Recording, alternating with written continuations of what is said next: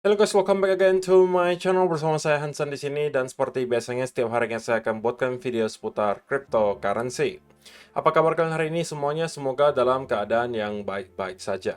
Teman-teman, di video hari ini saya akan memberikan sebuah update yang menurut saya cukup penting untuk kita lakukan, yaitu adalah kita akan melakukan update untuk beberapa chart yang terkorelasi terhadap Bitcoin, diantaranya adalah Dollar Index dan juga S&P 500. Dan juga tentunya di akhir video kita bakalan bahas secara price action kira-kira apa yang sedang terjadi di Bitcoin dan apa yang bisa kita expect untuk beberapa waktu mendatang. Kalau misalnya kalian tertarik tentang semua itu, stay tune terus sampai akhir video. Sekarang kita bakalan mulai dari CoinMarketCap terlebih dahulu. Per hari ini, secara global, market cap crypto berada di angka 1,07 triliun dolar atau turun sekitar 1,96%.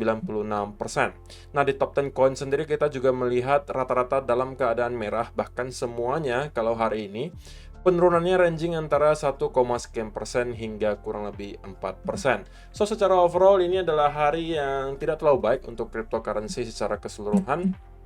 Ya, walaupun penurunan yang kita lihat di sini ya masih cenderung tidak terlalu signifikan, tidak sampai 2 digit ya teman-teman, hanya sekitaran 1 sampai kurang lebih 4%.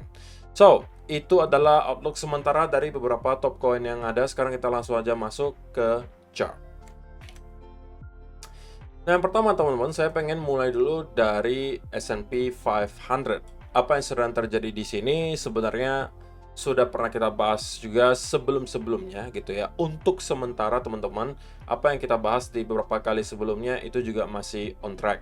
Kalau misalnya teman-teman sudah mengikuti saya dari mungkin berbulan-bulan yang lalu, harusnya tahu bahwa pertama saya expect memang akan ada resistance yang cukup besar dari sekitaran area di sini, dan saya katakan kemungkinan kita akan sideways di sekitaran area range di sini.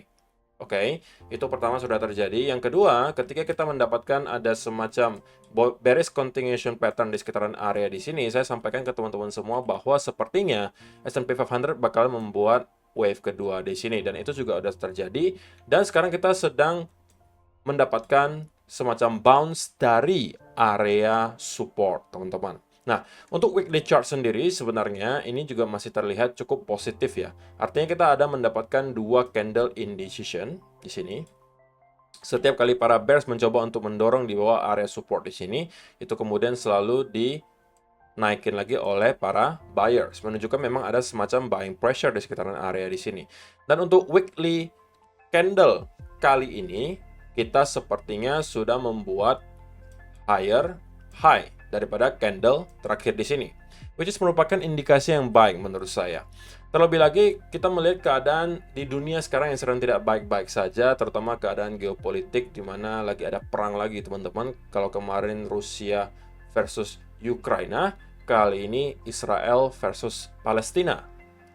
Walaupun keadaan geopolitik yang sedang tidak menentu, ditambah juga keadaan ekonomi global yang juga masih tidak baik-baik saja, tapi S&P 500 terlihat bertahan dengan cukup baik, teman-teman. Bagi saya itu adalah sebuah indikasi yang cukup positif. Dan kalau misalnya kita zoom in ke time frame daily, maka kita bisa temukan juga bahwa daily candle terakhir itu bisa kita kategorikan sebagai bullish engulfing. Sehingga memang menunjukkan sekali lagi ada buying pressure yang cukup besar di sana. Untuk sementara teman-teman, saya belum merasa bahwa S&P 500 sudah kembali mempunyai momentum yang cukup untuk kembali mendorong untuk break atas area resistance di sini.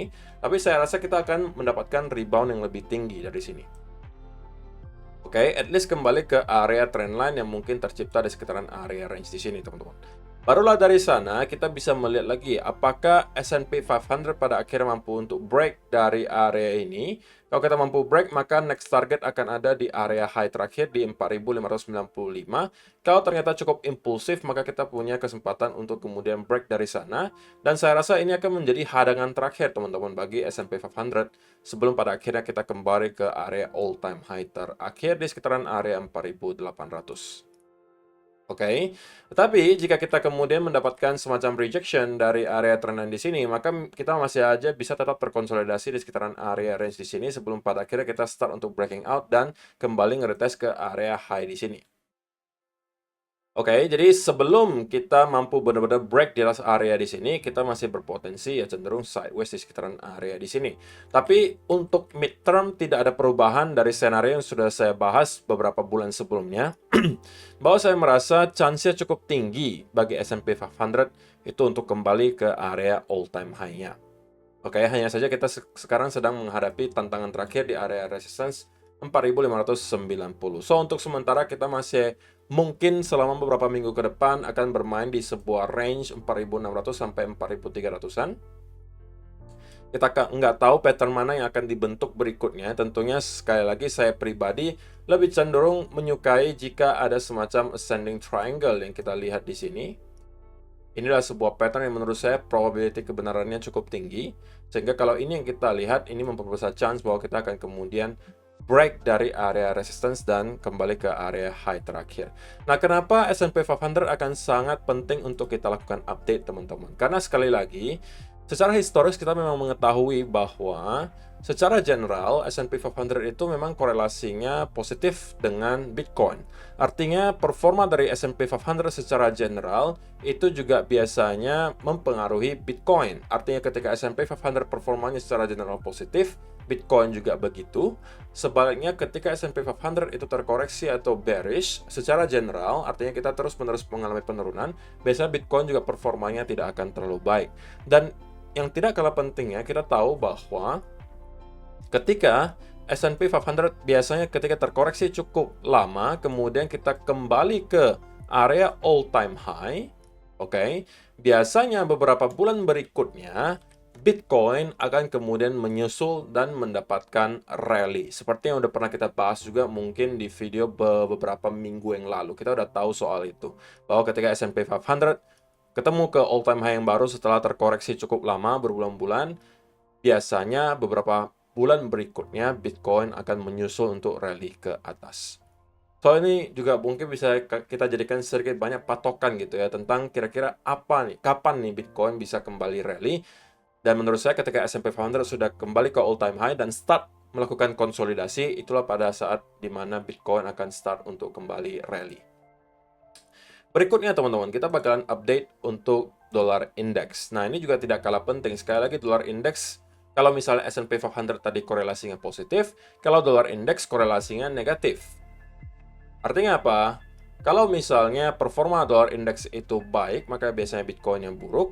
Jika dolar indeksnya performanya buruk, biasanya Bitcoin dan juga S&P 500 itu performanya baik. Nah, kita udah bahas skenario yang saya sampaikan berkali-kali sebelumnya, teman-teman. Bahwa saya cukup meyakini bahwa yang kita lihat kali ini juga tidak berbeda dengan yang kita lihat beberapa kali sebelumnya di sini. Kita ada mendapatkan sebuah sell off, disertai ada V-shape recovery, satu fake out, dan kemudian kita drop. Sell off, kemudian ada V-shape recovery, kemudian ada fake out, dan kita drop. Nah, kali ini kita juga berpotensi membentuk hal yang sama, sell off, V-shape recovery, fake out. Nah, apakah kita akan kembali membentuk hal yang sama dengan yang kita lihat di sini, ataukah kita akan justru meneruskan kenaikan dari sini? Nah, kita tahunya dari mana kalau salah satu dari skenario tersebut yang mempunyai probabilitas lebih tinggi untuk terjadi? Maka kita perlu clue, teman-teman. Clue-nya seperti apa? Nah, bagi saya sederhana, teman-teman. Kalau kita pengen tahu apakah kita akan mengulangi yang kita lihat di sini, ataukah akan meneruskan kenaikan, clue-nya sesimpel adalah beberapa minggu ke depan. Apa yang sedang terjadi di daily chart dollar index. Nah, apabila teman-teman dalam beberapa minggu ke depan kita bisa melihat dollar index untuk kembali reclaim di bawah area 105 di sini, dan kemudian start untuk terkonsolidasi, maka ini menurut saya adalah clue yang diberikan oleh dollar index bahwa kita sepertinya akan mengulangi apa yang kita lihat di sini. Nah, tetapi yang mau kita hindari adalah jika dolar index itu ternyata mampu selama berminggu-minggu ke depan itu stay di atas area 106 dan 105 di sini. Ini yang mau kita hindari. Kenapa? Karena jika ini yang kita lihat, berarti sekarang chance-nya adalah lebih tinggi bahwa dolar index akan meneruskan kenaikannya dari sini. Kenapa? Karena kita mendapatkan ada bullish continuation pattern di sekitaran area di sini. Nah, mungkin contoh yang lebih jelas bisa kita temukan dari data historis, teman-teman. Contohnya seperti apa yang kita nggak mau lihat ya, teman-teman. Yang pertama adalah seperti ini. Kita rally, kemudian kita terkonsolidasi cukup lama di sekitaran area tersebut. Ini kita sebut sebagai semacam running flat. Lalu kita naik, ya kan? Sama juga dengan yang kita lihat di sini, teman-teman. Kita rally, kemudian kita stay di area tersebut selama berminggu-minggu dan membuat bullish continuation pattern. Ini juga kemudian menghasilkan semacam probabilitas yang lebih tinggi bahwa kita akan melanjutkan kenaikan. Kalau tidak cukup contohnya masih banyak lagi, teman-teman. Seperti juga contohnya di sini, kita mendapatkan rally, kemudian ada konsolidasi yang cukup panjang di sini sebelum pada akhirnya kita breakout. Di sini juga sama, kita konsolidasi cukup lama sebelum pada akhirnya kita breakout. Nah, ini yang mau kita hindari, teman-teman. Jika kita memang mau melihat dolar indeks itu drop ke lower low yang baru, kita tidak mau melihat dolar indeks berminggu-minggu mampu stay di sekitaran area range di sini dan kemudian membentuk continuation pattern. Continuation pattern itu bisa banyak, teman-teman. Bisa contohnya seperti triangle seperti ini, atau kalian mau sebutnya penan, bisa juga bentuknya rectangle seperti ini, bisa juga bentuknya semacam full flag, bisa juga semacam ascending triangle. Apapun itu, teman-teman, yang kemudian menunjukkan ke kita bahwa oke, dolar indeks ternyata belum siap untuk mengalami drop yang terlalu dalam, maka berarti kita akan melihat dolar indeks untuk mencapai ke next target yang menurut saya, jika kita melihat ada bullish continuation pattern di sini, maka next target akan ditemui oleh dolar indeks adalah minimal kembali ke area 108 di sini. Kemudian next target akan ada di sekitaran area 109,3. Dan kalau ini juga mampu kita jebol, saya rasa kita akan bisa kembali ngeretest ke area high terakhir di sekitaran 114 di sini. Which is itu akan menjadi berita buruk untuk kita-kita yang investasi di cryptocurrency, terutama karena biasanya ketika dolar indeks performanya itu baik, maka kita akan melihat Bitcoin untuk kesulitan mendapatkan rally yang signifikan. So, kita bakalan pantau selama beberapa minggu ke depan. Biasanya seminggu sekali saya bakalan lakukan update untuk chart dolar index, sehingga kalau misalnya teman-teman yang mengikuti saya setiap hari harusnya bakalan dapatkan update terbaru soal ini. So, itu untuk dolar index. Nah, sekarang kita masuk ke chartnya Bitcoin. Sebenarnya tidak banyak perubahan yang bisa saya bawakan sekali lagi di Bitcoin, teman-teman, karena untuk sementara ya bagi saya semuanya masih sama dengan yang saya lihat kemarin, yaitu adalah kita mendapatkan ada breakout disertai semacam konsolidasi. Walaupun koreksi yang kita lihat di sini itu cenderung cukup dalam, teman-teman. Dan sebenarnya ini memang bukan semacam pattern yang terlalu ideal jika kita memang ingin melihat Bitcoin untuk kemudian melanjutkan rally, karena rupanya ketika kita breakout, kita tidak berhasil untuk mendapatkan impulsive move berikutnya. Justru kita mendapatkan sell off dan retrace cukup dalam ke bawah, teman-teman. Oke, tapi apakah berarti ini sudah menginvalidasi skenario yang kemarin kita bahas? Bagi saya belum, teman-teman. Sekali lagi saya sudah bahas ini di video 1 dan 2 hari yang lalu, bahwa selama trendline ini mampu di hold oleh Bitcoin, saya masih cenderung merasa Bitcoin masih akan mencoba untuk kembali nge-retest ke area high terakhir di sekitaran 28.500. Dan kalau misalnya ini mampu kita jebol dan ternyata momentumnya masih cukup kuat, maka next target akan ada di sekitaran 29.800 sampai area 30.000 dolar. Oke, tetapi apakah teman-teman wajib gitu untuk masuk ke setup yang ada sekarang? Ya tidak wajib kalau misalnya ternyata kalian kurang yakin gitu dengan apa yang sudah kita lihat di sini gitu ya. Sekali lagi saya memang katakan bahwa ini skenario yang tidak terlalu ideal. Kenapa? Karena kita mendapatkan ada retracement yang cukup dalam ke bawah, teman-teman. Oke, tapi kalau misalnya kalian berhasil masuk, katakanlah ketika retest trendline di sini, kalian berhasil masuk ketika breakout, ya ini mungkin bisa menjadi salah satu setup. Tapi kalau misalnya kalian tidak merasa nyaman masuk ke setup ini, ya ini kalian mending wait and see terlebih dahulu sampai kalian ketemu lagi setup yang menurut kalian cukup rapi dan worth it untuk diambil. Sekali lagi teman-teman, tidak ada kewajiban bagi kita untuk setiap hari berada di market. Kalau saya secara pribadi, jujur saja, posisi yang saya buka kemarin masih saya hold sampai sekarang gitu ya. Saya belum merasa perlu untuk melakukan closing posisi tersebut. Tapi saya siap dengan resiko apabila ternyata setup tersebut gagal dan kita justru breakdown dari area trendline di sini dan kita membuat ke area low ke sekitaran area range mungkin 26 ribuan di sini. Kalau kita zoom out, kita bisa temukan area berikutnya yang bakalan dituju adalah di sekitaran 26.800-an di sini. Next target akan ada di sekitaran 26.200. Kalau ini mampu kita jebol juga, saya rasa kita akan kembali untuk nge-retest ke area low terakhir di 24.900 di sini dan menjebol ke area 24.000 sampai 23.000 dolar. Oke, jadi untuk sementara sebenarnya kalau misalnya kalian mau melihat ini sebagai sebuah triangle atau penan itu juga bisa, teman-teman. Kalau kita hapus misalnya trendline ini dan kita menghubungkan beberapa low yang sudah tercipta di sini, ya kita juga bisa membentuk semacam penan di sini, teman-teman. Nah, kalau misalnya kalian tidak mau memanfaatkan yang tadi, mau memanfaatkan yang ini, itu juga boleh gitu ya. Kalau misalnya ternyata kalian mendapatkan ada buy atau selling setup dari sini, ya saya rasa ini akan bisa menghasilkan risk to reward ratio yang cukup baik. Baik dia buying setup maupun sell setup, teman-teman. Karena ketika kalian trade dengan setup seperti ini, biasanya stop loss-nya tidak akan terlalu jauh, oke?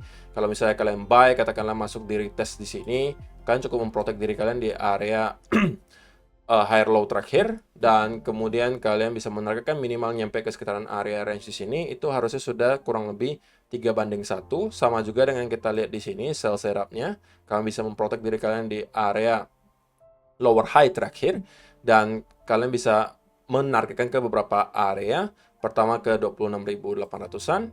Ini harusnya tidak akan menghasilkan setup yang terlalu baik, tapi kalau kalian targetinnya sampai ke 26.200-an, maka ini akan menjadi sebuah setup dengan risk to reward ratio kurang lebih 2 atau 3:1. So, itu adalah beberapa setup yang mungkin bisa kalian manfaatkan. Untuk sementara, kalau teman-teman yang termasuk konservatif, ya saya mungkin bisa sarankan untuk stay away from the market terlebih dahulu.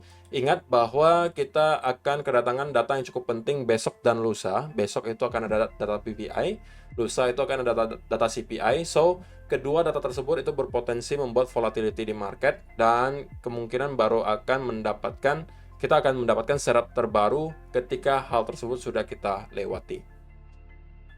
Oke, tapi kalau misalnya dilihat secara gambaran besarnya, saya masih berada sedikit biasnya ke arah bullish gitu ya. Tetapi kita tentunya perlu konfirmasi. Pertama, mungkin kita sudah mendapatkan konfirmasinya berupa breakout dari trendline di sini. Tapi kalau misalnya kalian anggap ini sebagai sebuah triangle, maka kalian perlu tunggu sampai dia breakout dari trendline di sini. Oke, baru kalian masuk lagi ke setup berikutnya. Ini. Oke, jadi kalau misalnya kalian anggap ini sebagai sebuah symmetrical triangle atau misalnya sebuah penan, di tengah-tengah seperti ini itu no trade zone. Artinya kalian perlu menunggu dia breakout ke salah satu arah, barulah kalian masuk ke setup yang mungkin bisa kalian temukan di sana. So, itu aja yang perlu saya sampaikan di video hari ini, teman-teman. Saya rasa untuk 1-2 hari ke depan juga kita masih akan bermain di sekitaran area range di sini. Tidak akan ada pergerakan yang terlalu signifikan ke atas ataupun ke bawah. Itu menurut saya pribadi. Sampai pada akhirnya data PPI dan juga data CPI bakalan kita lihat. Dan kalau misalnya ada surprise di kedua data tersebut, kita kemungkinan akan melihat volatility yang cukup signifikan di Bitcoin. So, terima kasih untuk kalian yang sudah menonton sampai selesai. See you in the next video. Bye-bye.